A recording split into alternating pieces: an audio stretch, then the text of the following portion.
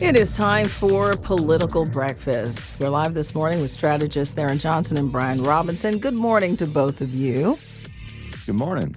Good morning. Good morning. We chatted about this a little bit last week, but I want to begin the morning by asking, where is Secretary of State Brad Raffensperger as it relates to a run for office, for another run for maybe governor or Senate?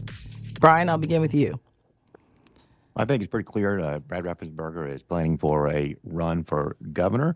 He's somebody who has a interesting lane in it, in that he was the biggest vote getter in 2022 in the general election, but the lowest vote getter in the primary of those who won in the primary in 2022 as well.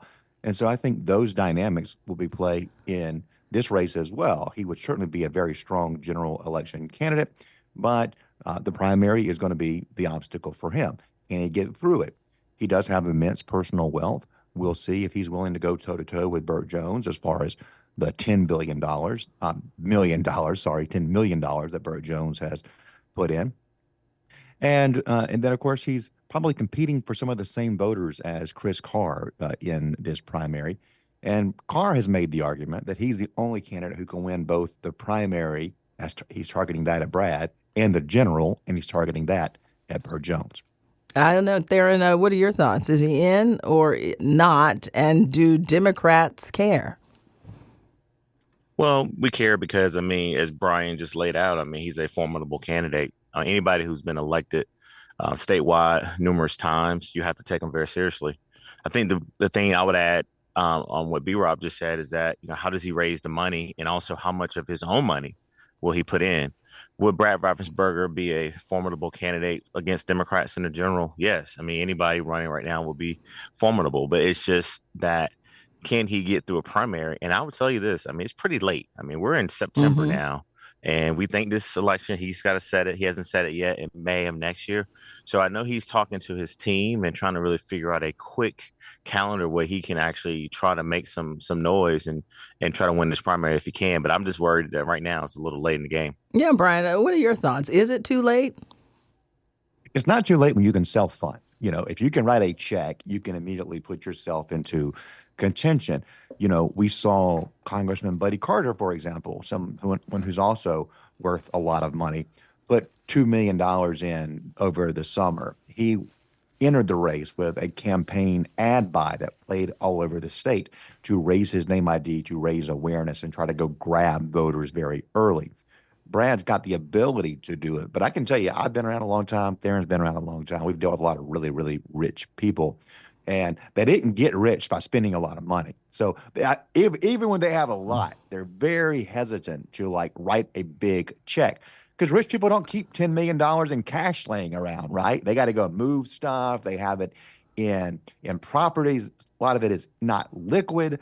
So it does take some maneuvering, and I've never met a politician, no matter how rich, who's like, I don't care one lick, I'll spend whatever it takes. I've never heard it, and those who have said it were lying. Tharon, what do you think, though, is more likely for Raffensperger, a run for governor or a run for Senate? I think Senate right now is something that he had to make a decision a long time ago. If he was going to do it, he had a pretty much an opportunity to do that sooner. But Lisa, you raised a great question. I think what Brad Raffensperger has already decided is, do I want to be governor? Or do I want to be U.S. senator? I think it's governor. So now he's made that decision. So now he's got to explain to the Georgia voters of why he's better than Burt Jones and Chris Carr, and why would he be the best person to go on into November to face the Democrat. But another thing that Brian just said about the money, that's real. Do you really want to spend upwards to 10, 15, maybe $20 million of your own money to run a race that you're not guaranteed to win? So I think Brad Raffensperger is a unique individual. He definitely has some crossover appeal. But let's not forget, this is a guy who Donald Trump despises, who blames him and others, but particularly Brad Raffensperger, for him losing his 2020 race. So how does he break through in a primary electorate right now on the Republican side is dominated by President Trump? Yeah, what does that mean, Brian, if he's not universally supported within the Georgia Republican Party? Well, he's not going to be universally supported in a primary. Nobody is. Burt Jones isn't going to be universally supported in a primary by the Republican Party, even with Trump's endorsement. But what we saw in 2022 was there was certainly some angst toward Brad Raffensperger in the primary. He got about 52, 53%. But then he went on in the general election and got about 54% more than the very popular Brian Kemp. I say it all the time. Tharon's ears are going to bleed. He hears me say it all the time, that nobody got more votes. So we know that Republicans did coalesce behind him when it got to a general, and there was a choice between this conservative guy who you've had some problems with in the past and a very liberal candidate on the other side. Republicans will stick with the nominee. Yeah, he is definitely a survivor in wake of 2020. So I guess I'm hearing from both of you. You agree that he is a strong contender for some form of higher office. Tharon? Anybody who can put in $10 million of their own money is a contender, right? That's just, let's start with that. And he's got a record of being the highest vote getter. Well, I don't count other people's money, Lisa. Let's see how much money he actually puts in. But I do think that one can make the argument, while he did get the most votes, I mean, it wasn't a governor's race. I mean, Brian Kemp was running against Stacey Abrams, who spent way more money than his opponent in the general, right? So, it was a down ballot race. This is the governor's race. It's going to be a whole different ball game. And but is he a true contender? Yes. But let's wait and see how he rolls himself out and how impactful it will be. Tharon Johnson, Brian Robinson, thank you so much for checking in and for your perspective as always. We'll talk again on Thursday. Have a great day. Good morning.